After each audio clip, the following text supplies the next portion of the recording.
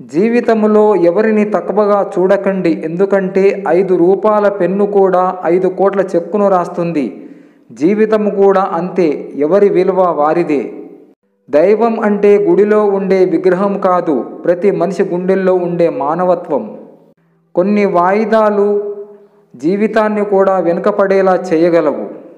నిజాన్ని చెప్పడానికి మనకు వీలు లేనప్పుడు నిశ్శబ్దంగా ఉండిపోవడమే మంచిది.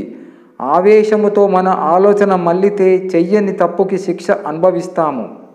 సంస్కారం మర్చిపోయి ప్రవర్తిస్తే నీ పరువు పోతుంది. విలువను మర్చిపోయి ప్రవర్తిస్తే నీ తల్లిదండ్రులు నీకు ఇచ్చిన సంస్కారం దెబ్బతింటుంది. మనం ఎలా వచ్చాం, ఈరోజు మనం ఎలా బ్రతుకుతున్నాము. గతం మరవవద్దు, ఒకరి పతనము కోరవద్దు. ఈరోజు నువ్వు నాకు చేసేది రేపు నీకు జరగదని గ్యారంటీ ఉందా? డబ్బు ఎలాంటిదంటే చేతిలో ఉన్నప్పుడు స్వర్గాన్ని చూపిస్తుంది, చేతిలో లేనప్పుడు నరకాన్ని గుర్తు చేస్తుంది. గురువు గు అంటే గుండెల్లో ధైర్యాన్ని నింపి, రు అంటే రుణం తీర్చుకోలేని బంధమై, ఊ అంటే ఉన్నత స్థితికి చేర్చే దైవం.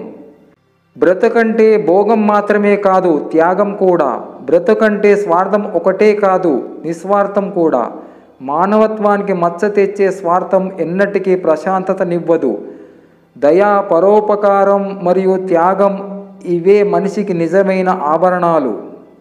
అద్దమే నాకు మంచి మిత్రుడు, ఎందుకంటే నేను ఏడ్చినప్పుడు అది తిరిగి నవ్వదు కాబట్టి.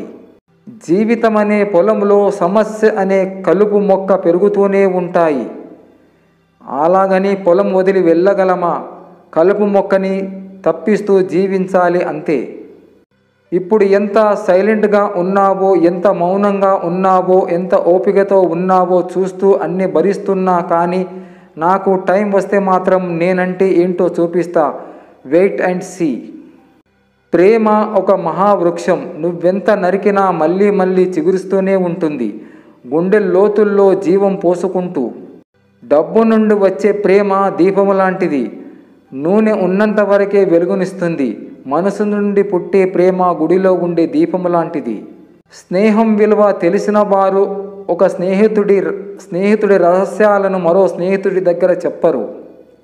జీవితం ఫేస్బుక్ లాంటిది, అందరూ మన ప్రాబ్లమ్స్ లైక్ చేస్తారు, కమెంట్స్ చేస్తారు, పక్కోళ్ళకి షేర్ చేస్తారు, కానీ ఎవరు సాల్వ్ చెయ్యరు. ఎందుకంటే ఎవరికి వాళ్ళు సొంత ప్రాబ్లమ్స్ స్టేటస్ అప్డేట్ చేసుకునే పనిలో బిజీగా ఉంటారు. 10 మంది మిత్రులతో కూర్చొని ఒకరి గురించి చెడుగా మాట్లాడడం కన్నా ఒంటరిగా కూర్చొని ఒక మంచి పుస్తకం చదవడం ఎంతో మిన్న. ఈ భూమి మీద జీవితమే శాశ్వతము కానప్పుడు జీవితంలో వచ్చే సమస్యలు కూడా శాశ్వతము కాదు. అందుకే జీవితంలో ప్రతి క్షణాన్ని ఆనందంతో జీవించు. ఇతరుల మాటలు విని నిర్ణయించుకునే ముందు ఒకసారి నీ మనసు ఏం చెప్తుందో కూడా విను.